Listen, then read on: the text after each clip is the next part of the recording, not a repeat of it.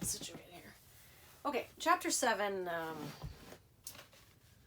is going to be a little bit of a, not a rush, but we've cut down substantially chapter 7. So chapter 7 is usually a 7 or 8 lesson unit. It's 7 full lessons, but multiple of which you do multiple days. And we've trimmed it down to 4 lessons. So Trig 2 is the one that most people sort of struggle with the most. We've removed the majority of the trig identity stuff, and we're just going to focus on some of the double angle formulas, equivalent trig expressions,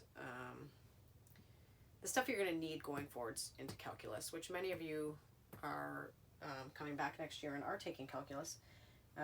So this is the stuff we really need to focus on in order to move forward in calculus. The trig identity stuff, not as much. So that's why we decided to drop that. Obviously, we're on a little bit of a time crunch here. We've slowed down the pace of the lessons substantially in comparison to if we were in class. If we were in class, we'd be doing a lesson a day, moving on a lesson a day. We're doing kind of maximum 3 lessons a week here. Understanding that this is a situation that's much more difficult than a normal classroom situation is. Okay, when we start with 7.1, there's a lot in this lesson. If you print out the filled in version of the note, you'll see it's like we do 1 slide per example. So this in and of itself would be 5 slides just to make sure we sort of wrap our head around it. I'm going to link Mr. Todd's notes as well. Some of you may respond better to the way that he has it set up. It follows the note directly, whereas I'm pretending I'm kind of in front of my chalkboard and going from there. Okay, the first thing in 7.1 is we want to review related acute angles. This is going to be very important. So there's 5 different examples, 3 of them are in degrees and 2 of them are in radians. We have to start thinking in both methods. So if I want to look at 220 degrees, remember we start, the idea here is there's a stationary arm and we rotate counterclockwise. So I've written down here sort of what the angles are at each of the quadrants and the cast rule that we're going to need. So 220 degrees, when we rotate from here, we get to 90 degrees, we get to 180, and then right around here, we get to 220. So remember, this angle is always measured from the stationary arm as we go around. Well, if we're looking for the related acute angle, then we drop a perpendicular, and this value in here becomes the related acute angle. And we had formulas, but at this point we've kind of understood that if this is 180 degrees to here, and it was 220 all the way to there, then if we subtract out the 180 here, that this is 40. So before we would have said, well, our related acute angle is 40 degrees. For sure it is. I specifically am looking at tan there, so I have to go to the cast rule. And in this quadrant, tan is positive, so I know this is positive tangent of 40 degrees. Okay, so we find a related acute angle, we look at the trig ratio that we want, and decide on the sign, whether it's positive or negative. And that's sort of our related acute angle in that scenario. Okay, so we're going to do that for all of these just to remind ourselves what's going on. 150 degrees, again, you start here, you go to 90, 150 gets us about there. Well, if it's 150 to there, but 180 all the way to there, when I drop this perpendicular, I know that's going to be 30. Okay, no one is going to go through with you how to find that angle anymore. You're expected to be able to do that rather quickly. The question is, in this quadrant, is cosine positive or negative? Well, when I go down here and look at the cast rule, only sine and its reciprocal cosecant, those are the only ones that are positive there. So this is negative cosine of 30. Okay, and we did a little bit of this in the last unit, so it's just a little bit of a review. Now, what happens if we have a negative angle? A negative angle means instead of going counterclockwise, we now rotate from that stationary arm clockwise. So we go to 90, we go to 180, and then all of a sudden we're up here. This is negative 200 degrees. Well, 180, how many more did we go up here? 20 degrees, right? So we know if I drop that perpendicular, the related acute angle is 20. The question is it positive or is it negative? I look in this quadrant, boop, only sine is positive. Well, that's what we're doing. So this is equivalent to positive sine of 20 degrees. Okay, Most of you think okay in degrees, like me. I like to think in degrees. Switching to radians is a whole other sort of skill set. And I suggested to some people that were struggling a bit last unit, replace the pi with 180 if you have to. Because you guys have the benefit of time on your side, for every assignment you have time, no one's rushing you. You can sort of think in degrees if you want. So if you do 2 times 180, that's 360 divided by 3. This is the equivalent of sine of 120 degrees.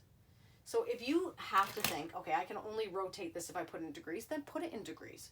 Okay, pi is 180. Replace the pi with 180 and you can go from there. Okay, otherwise, you may struggle to understand what exactly is 2 pi by 3. Okay, to me, if I look at this and I know this is pi, well, I read this as 2/3 of pi. So I know 2/3 of pi is going to show up, you know, somewhere around here. 2/3 of going across here is something like that. But if in your head you want to make it 120 degrees and go, oh, I know 120 degrees is there, which means how many degrees is there? 60. Well, what's 60 as a radian? You got to convert it back, pi by 3. You can think in degrees. You can do your rough work in degrees. Do you have to show me in radians? Yes. If it's in radians, you have to keep it in radians. Okay, this question is similar. Is it going to be positive? Is it going to be negative? Well, again, we're still in this quadrant. Sine is positive. So this is equivalent to sine of its related acute angle, pi by 3. Okay, 5 pi by 4. What does that mean? 5 pi by 4. Well, to get all the way around, you're going how far? 2 pi. Pi is here. So pi is really 4 pi over 4. Like a whole pi, you can put any ratio in front of it. So 4 pi over 4 is right there. Well, I want to go 5 pi over 4, so I'm just a little bit further.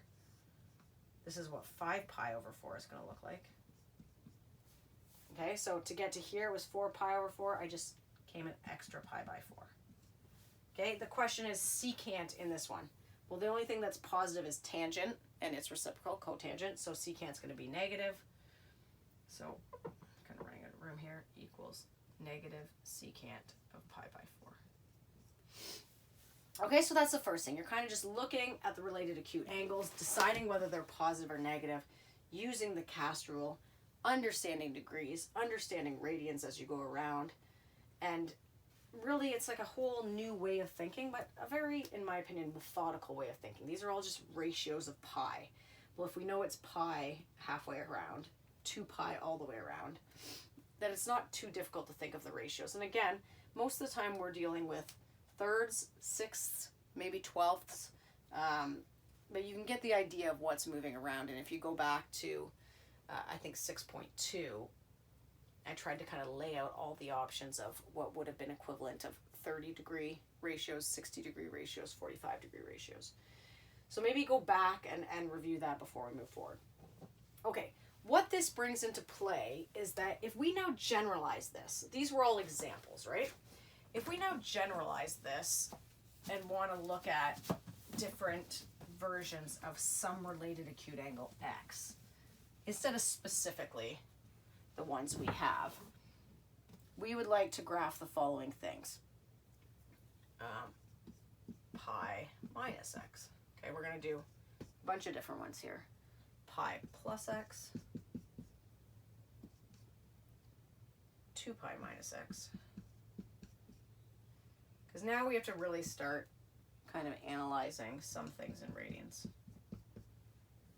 And negative x. Okay, so when I put a grid for all of these, this is not a great lesson to be doing on the whiteboard because it's so much writing. Okay, if we put a grid out for all of those and we want to think about what does pi minus x look like? Well, remembering this is the important part. If I just put this in terms of radians, so I start here with 0, this becomes pi over 2. This is now 2 pi over 2. So let's just leave it like that for a second. Yes, I know 2 pi over 2 reduces to pi, but it's just a little bit easier to say this is half a pi, this is 2 pi over 2, that makes this 3 pi over 2, That makes this 4 pi over 2. And then you'd continue to go like that. 5 pi over 2, 6 pi, 7 pi, so on and so forth. So let's just leave that there for a moment. That's going to help us a little bit. Okay, 4 pi over 2 is obviously equivalent to 2 pi. 2 pi over 2 is obviously equivalent to pi. So just be aware, thinking in terms of radians is going to take on a new meaning. So we want to go pi minus x.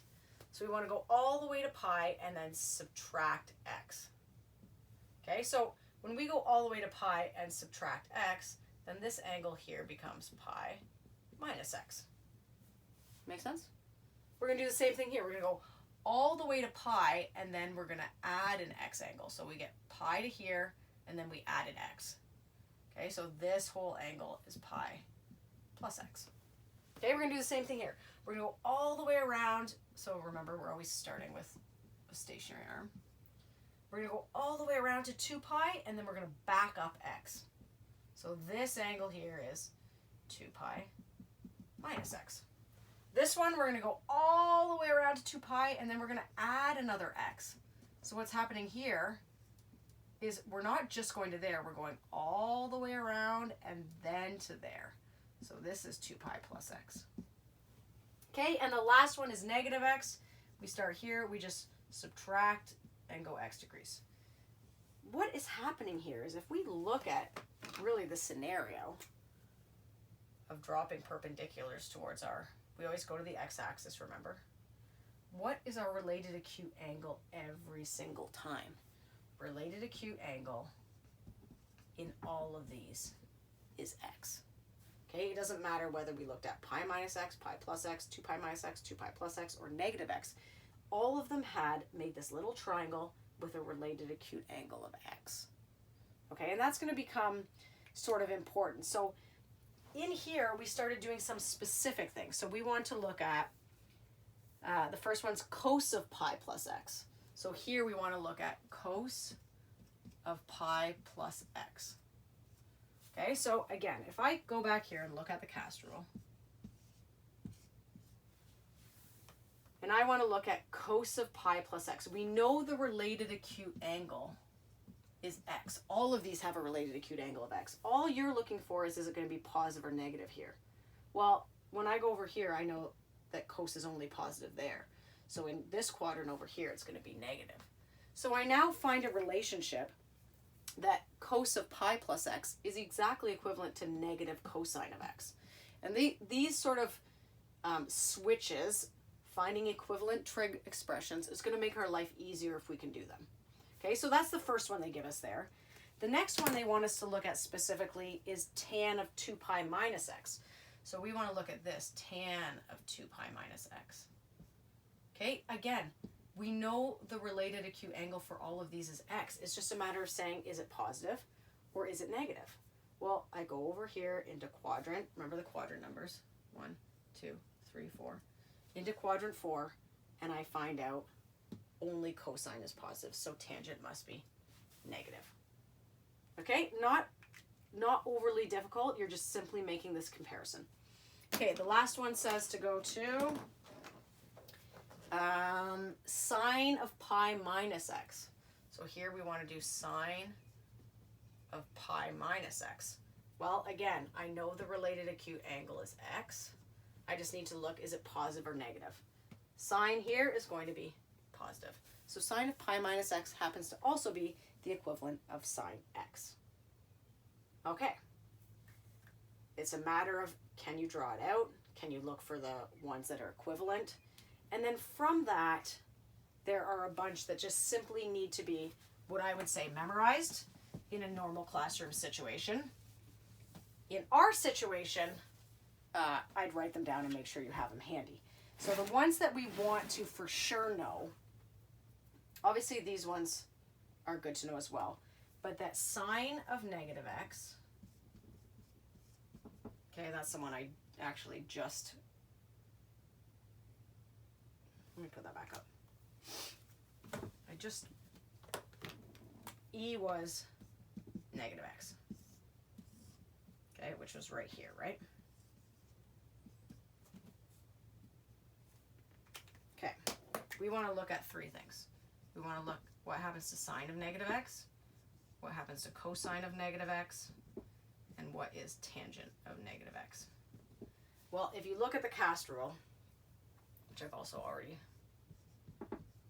negative x occurs down here. The only thing that's positive is cosine. So this becomes an equivalent to cosine of x. It doesn't matter. It's the same as the positive version of cosine of x. The other two down here are negative, but the related acute angle is still x. So sine of negative x is the same as negative sine x, and tan of negative x is the same as tan of x, okay? Because that is the related acute angle here. Cosine, just because of the cast rule, cos of negative x happens to be cos of positive x. So this, in sort of a box of what we need to really know from this lesson, is some of these, because you're going to be making the switch from a negative angle to a positive angle and deciding whether the actual trig ratio is positive or negative out front. We want to get rid of negative angles a lot, so we switch them to their positive version. That doesn't mean the ratio doesn't change to positive or negative, but just so you know that. Okay, so it's in a box on your note. It's important for you to understand, so maybe make a note of all the important things we're going to be looking at. Okay, that takes care of the first sort of page from the note. Not overly difficult, but go through it slowly. Try to look at some of these examples and say, can I draw pi minus x? Can I draw pi plus x? Do I recognize that all of these have related acute angles of just simply x? Maybe make a list of all the ones that have related acute angles of x. We situated them for you. Okay, on the back side of the page, we start sort of another version of what's going on in this note. And the very first thing comes from a little 90-degree diagram. So bear with me for a moment, because now if I had this in front of me, it would be a little bit faster if I had a slideshow. Okay, so if we called this is going back even to your grade 10 days, ABC. This is 90 degrees. We're going to call this angle x. So imagine this angle was 40. We would know this was 50. If this was 30, we would know this was 60. Well, how do you know that? Because you subtracted it from 90. So this angle here is 90 minus x. Because if this is 90 degrees, the whole interior has to be 180. So this plus this has to be 90. Okay, so we know that.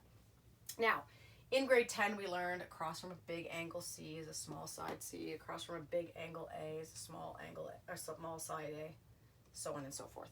But what this allows us to see is some sine of this angle, whatever this angle happens to be, is opposite C over adjacent A. Well, is that not equivalent to cosine of this angle, which is adjacent over opposite, C over A? They both have ratios of C over A. So sine of 90 over x is the same as cosine of x. Okay, so if you want to look at really how I got that, sine of 90 over x is C over A. Well, I also know that cos of x is C over A. So if they're both C over A, then these must be equivalent to each other. You can do the same thing for cosine of 90 minus x. Well, cosine of 90 minus x, cosine is adjacent over hypotenuse is B over A. Well, sine of x is opposite over hypotenuse, B over A. So I know these are equivalent. Okay, and the last one is tangent of 90 minus x. And this is the one that's a little bit different. If you were looking for tangent of 90 minus x is opposite over adjacent, C over B. The only way that I can look at this angle and get C over B in terms of x is to do cotangent of x. Cotangent of x is adjacent over opposite, which is C over B. So this has an equivalent of cotangent of x. Okay? And again, this is sort of something we're going to want to memorize. Do we want to memorize it in degrees? Sure. Will we more likely see it in radians? 100%. So really, when I go and look at this, it's going to trim down a little bit to the idea that this is the same as saying sine. Now, 90 degrees is pi by 2. That has to be in your head. 90 is pi by 2. 180 is pi. 270, 3 pi by 2. 360, 2 pi. Those have to be in your head. So sine of pi by 2 minus x is equivalent to cosine of x. That's the first one. Cosine of pi by 2 minus x is equivalent to sine of x, and tangent of pi by 2 minus x is equivalent to cotangent of x. Okay? Another set of things that you sort of need to memorize. Okay? Now, in here there are a couple more examples that are going to play into this idea. So, if you look at the examples here, we have tangent of, I don't know where I want to write this. I'm going to do it up here.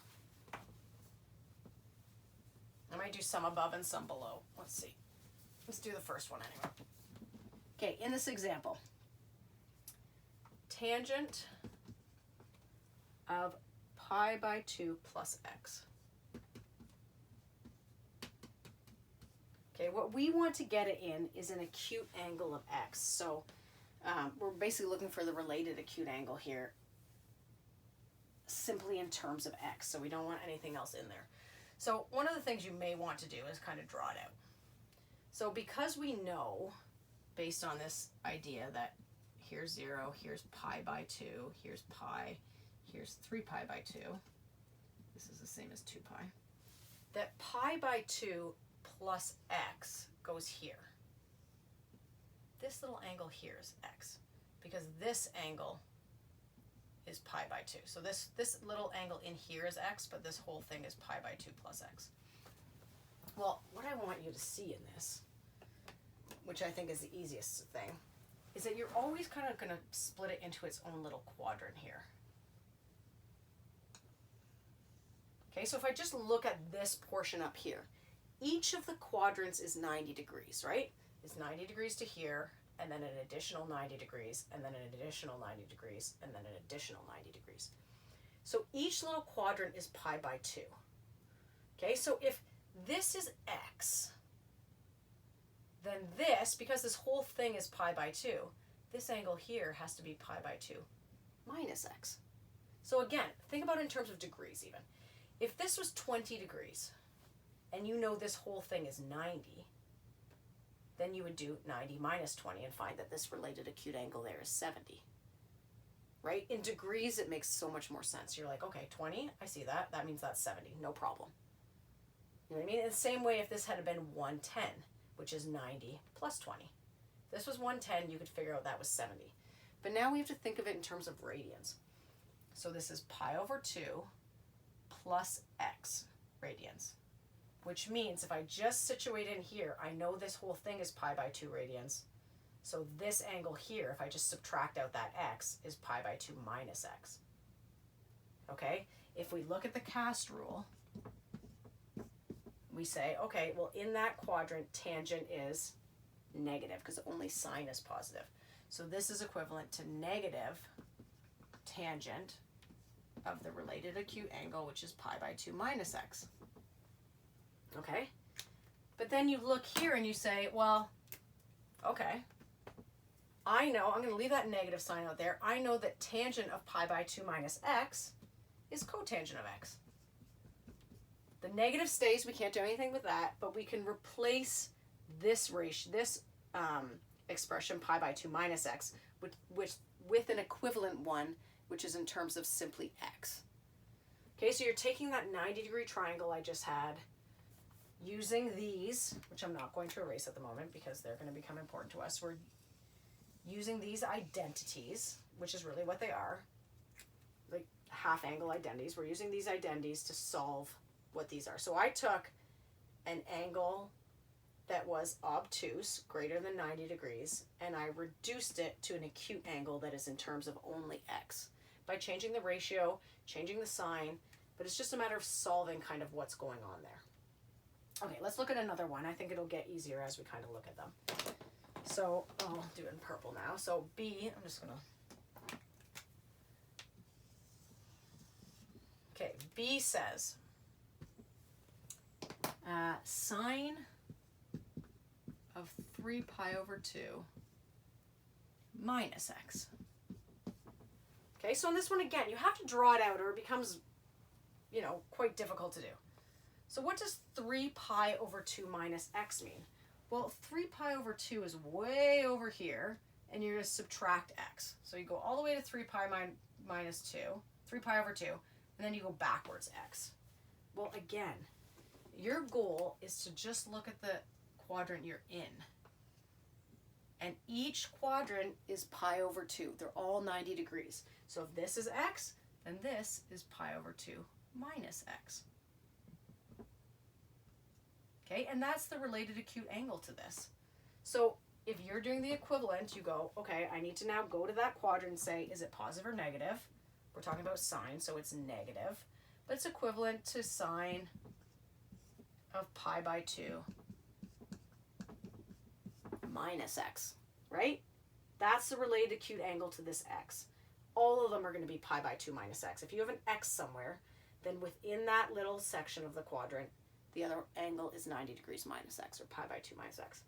So the equivalent thing I have to do here is I still need to get it in terms of x. So I go to my little table, I say, well, what is sine pi by 2 minus x? It's cosine of x.